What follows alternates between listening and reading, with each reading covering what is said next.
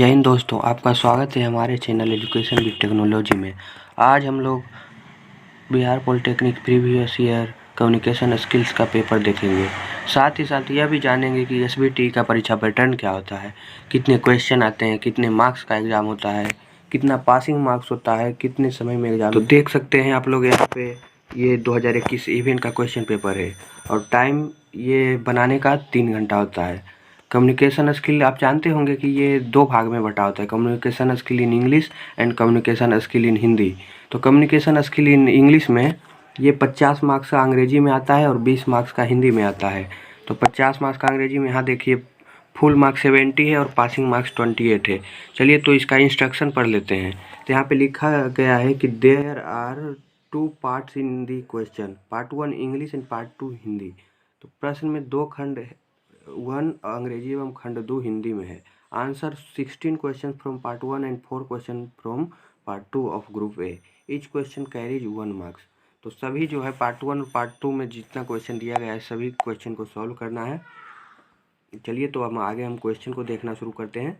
Communication skill in English का part 1 जो है ग्रुप ए का है, पार्ट 1 यानी कि कम्युनिकेशन स्किल इन इंग्लिश। उसमें अब देखिए फर्स्ट में क्या लिखा गया है। फर्स्ट में लिखा गया है कि choose the most suitable answer from the following options. तो इसमें 16 ऑब्जेक्टिव पूछा जाएगा, प्रत्येक 1 मार्क्स का होगा। तो यहाँ पे देखिए फर्स्ट ऑब्जेक्टिव क्या कह रहा है कि the root word of communication are, the root word of communication are.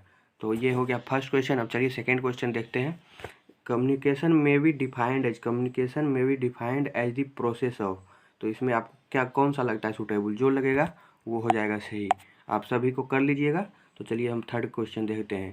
The process of communication through body language is what we well. तो आपको जो लगता है अच्छा वो कर लीजिएगा। तो चलिए हम अगला क्वेश्चन देखते हैं फोर्थ का।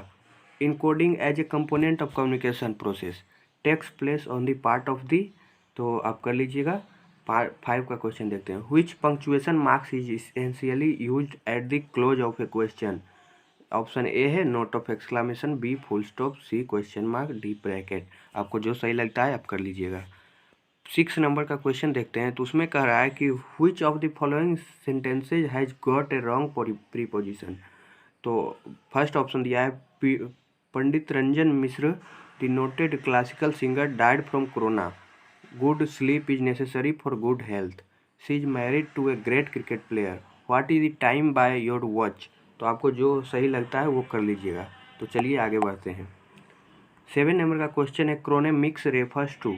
फर्स्ट ऑप्शन दिया गया है vocal aspects, eye contact, use of time, all of these. तो आप कर लीजिएगा 7 नंबर का क्वेश्चन। चलिए अब 8 का देखते हैं। एप्लीकेशंस टू प्रिंसिपल और लाइब्रेरियन आर। तो ऑप्शन ए दिया है formal in nature, informal in nature, both and B, none of these. तो अब 9 नंबर का क्वेश्चन देखिए। फीडबैक इज दी, फीडबैक क्या है। तो ऑप्शन नंबर ए दिया है response of the receiver, reaction of the receiver, both and B, and D दिया गया है नन ऑफ दीज। आप ये जान लीजिएगा कि इसमें जो टिक लगा हुआ है वो सही हो, ये जरूरी नहीं है क्योंकि ये क्वेश्चन दूसरे का है। चलिए तो अगला क्वेश्चन देखते हैं। The process of converting a message or an idea into a group of words, symbols, gestures और sound so as to make it understandable is called. तो ऑप्शन इसमें दिया गया है decoding, encoding, feedback, downward in communication. तो आपको जो सही लगता है वो आप कर लीजिएगा। तो चलिए अगला क्वेश्चन देखते हैं। 11 नंबर का क्वेश्चन कह रहा है कि ए एस नो क्वेश्चन। तो ऑप्शन 1 दिया है opens with helping verb, B दिया है may be answered in terms of yes और नो, सी दिया है both A and B, D दिया गया है नन ऑफ दीज। तो आपको जो सही लगता है वो आप कर लीजिएगा। 12th नंबर का क्वेश्चन देखिए क्या है। 12th नंबर का क्वेश्चन है कि identify the sentence that has some common error in it. तो इसमें ऑप्शन ए दिया गया है the professor said that the earth goes round the sun, B दिया गया है what is the time by your watch, C दिया गया है by whom has Macbeth been written, D दिया है I shall help you sent. तो आपको जो सही लगता है वो आप कर सकते हैं। 30 नंबर का क्वेश्चन दिया गया है कि नॉन वर्बल कम्युनिकेशन इम्प्लाइज। तो इसमें आपको जो सही लगता है option A B C D तो वो आप कर लीजिएगा। फिर 40 नंबर का क्वेश्चन कह रहा है कि which one has been written by Swami Vivekananda. तो आप यहाँ पे जानते होंगे जो भी होगा, A Malgudi days, B what student can do this, secret of work, D none of this. तो जो आपको लगता है वो आप कर लीजिएगा। 50 नंबर का क्वेश्चन देखते हैं क्या है। Choose the one which best expresses the meaning of the word concise. तो कोनसाइज का मतलब बेस्ट मीनिंग कौन सा है इसमें जो मतलब कि है, तो वो आप कर लीजिएगा। ए ऑप्शन दिया है lengthy, B difficult, C critical, D brief. तो आपको जो सही लगता है आप कर लीजिएगा। 16 नंबर का आप क्वेश्चन देखते हैं। Written communication is done by using. Written communication is done by using, तो क्या जो होगा आप कर लीजिएगा। अब चलिए अब कम्युनिकेशन पार्ट बी देखते हैं। पार्ट 2 जो है कम्युनिकेशन इन हिंदी, उसमें देखिए यहाँ पर ग्रुप बी दिया गया है, ग्रुप बी दिया गया है। Answer all 4 questions, read the following piece of poem carefully and then answer the question that follow. यहाँ पे देखिए पैसेज क्या दिया गया है पोएम का। The woods are lovely, dark and deep, but I have promised to keep, and miles to go before I sleep, and miles to go before I sleep। इसका question दिया गया है, आप कर लीजिएगा। देखिए उसमें क्वेश्चन क्या है उससे related. Name the poet and the poet, what message does the poet wish to convey to us. 4th number का क्वेश्चन है what does the word sleep mean and signify here. फिर 5th नंबर का question है what promises has the poet to keep. अब 5 number का question हो गया, तो चलिए अब इधर देखते हैं, आगे बढ़ते हैं। अब ग्रुप सी आ गया, पार्ट 1 का ग्रुप सी आ गया। इसमें क्या कर रहा है, आंसर ऑल 3 क्वेश्चन, मतलब इसमें 3 क्वेश्चन दिया गया है जिसमें कि 6 मार्क्स का होगा, 18 मार्क्स का टोटल, तो ये तीनों करना है। तो देखिए 6 नंबर का क्वेश्चन क्या कर रहा है। Communication is complete when it is understood and acted upon. Explain, इसको एक्सप्लेन करना है। कम्युनिकेशन कम्प्लीट कब होता है, इट इज समझने के बाद ये सब करना है। यदि आप ये नहीं कर पाते हैं तो आप ये कर सकते हैं और वाला। As Mohit Monalisa the head of cultural club of GP Ranchi draft notice informing all instead student to participate in the singing competition to be held on some definite date. ये कर सकते हैं, या फिर इसके ऊपर जो था वो कर सकते थे। चलिए तो ये अगला क्वेश्चन देखते हैं। In list different barriers to communication, how can the barriers be overcome or at least minimized। या तो ये कर सकते हैं या फिर ये कर सकते हैं। Describe the different stage of communication process. 2 question हो गया ग्रुप सी का। अब 3rd क्वेश्चन देखते हैं। Discuss the 7 C's of this effective communication.